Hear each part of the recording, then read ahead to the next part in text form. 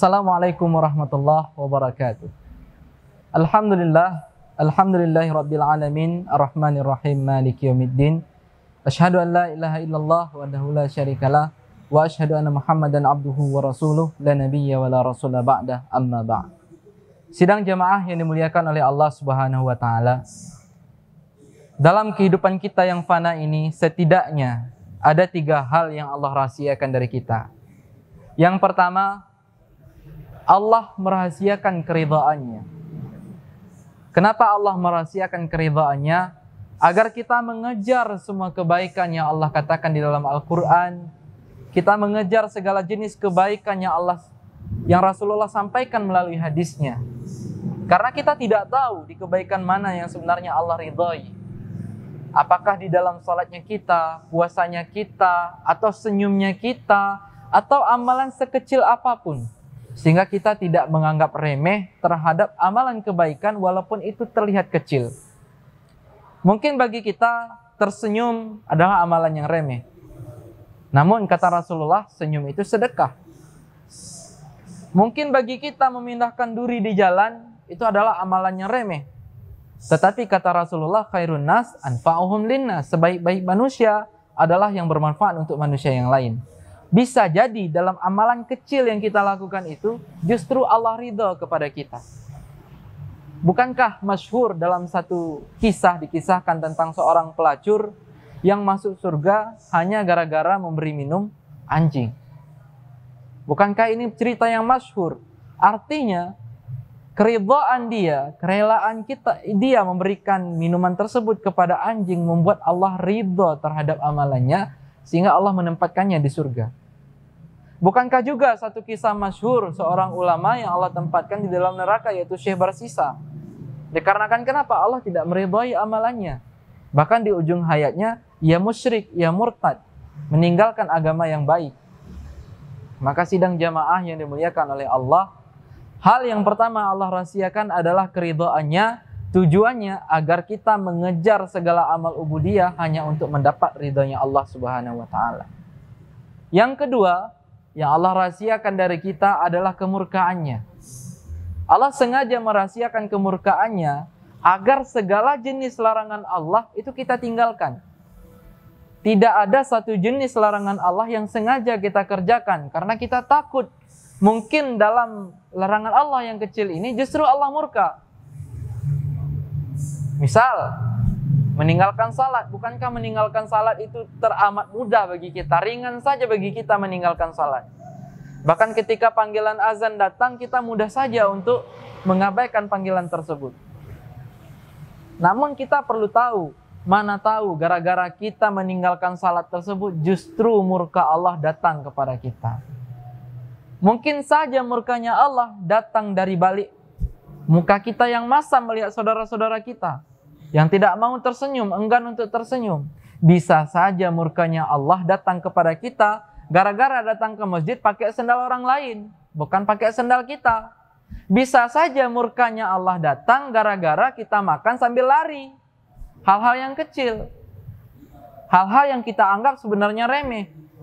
Maka melalui ini, mari kita sama-sama ingat bahwa murkanya Allah itu Allah rahasiakan. Sehingga kita benar-benar menjaga yang namanya larangan-larangan Allah untuk tidak kita kerjakan. Walaupun itu nampaknya remeh, walaupun nampaknya kecil, larangan itu tidak sangat besar. Tapi ketahuilah ketika larangan itu kita kerjakan, kita itu bermaksiatnya kepada siapa? Kepada Allah Subhanahu wa ta'ala. Yang ketiga, yang Allah rahasiakan dari kita adalah auliyanya Allah, wali-walinya Allah. Allah sengaja merahasiakan wali-walinya Allah agar kita tidak memandang sebelah mata hamba-hamba Allah. Bisa saja orang yang hari ini tidak kita sukai, orang yang hari ini kita pandang sebelah mata merupakan walinya Allah. Bisa saja.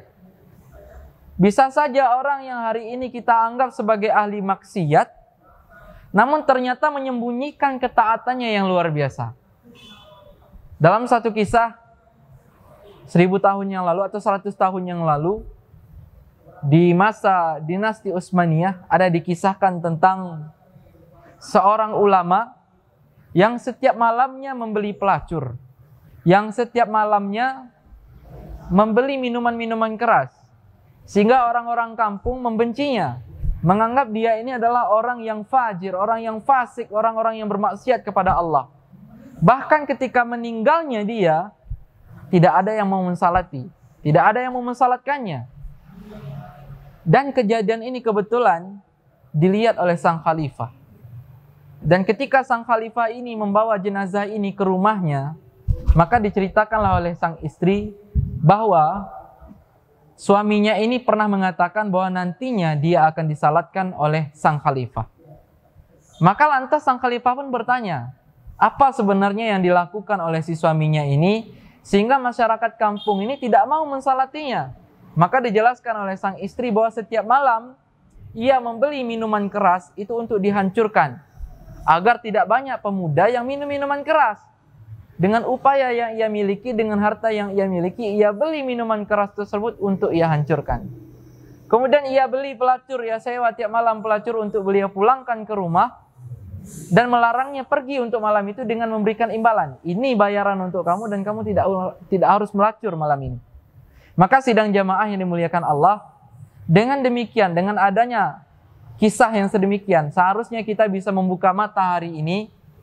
Tidak segala hal yang kita lihat buruk itu buruk, dan tidak segala hal yang kita lihat baik itu baik.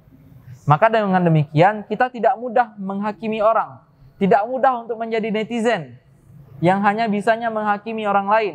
Karena sejatinya Allah merahasiakan wali-wali Allah. Allah merahasiakan wali-walinya di antara hamba-hamba Allah yang ada pada hari ini. Bisa jadi orang yang kita lihat biasa-biasa saja adalah walinya Allah. Maka dengan demikian kita bisa berbuat baik kepada semua jenis makhluk yang Allah berikan, yang Allah titipkan untuk kita temui pada hari yang berbahagia ini.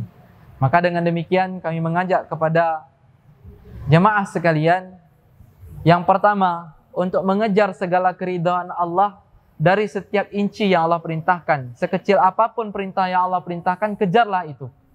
Mungkin dari hal yang kecil itu ridha Allah datang. Dan untuk menjauhi segala larangan Allah, sekecil apapun larangan itu jauhilah. Karena bisa jadi dalam larangan yang kecil itu murka Allah datang. Kemudian yang ketiga, untuk memandang manusia dengan pandangan yang sama. Karena sejatinya yang mulia di mata Allah, inna akramakum indallah atqakum. Orang-orang yang bertakwa di antara kalian.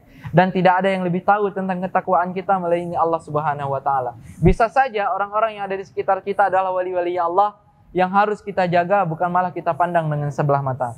Mungkin sekian yang dapat kami sampaikan. Wabillahi taufiq wal hidayah. Assalamualaikum warahmatullahi wabarakatuh.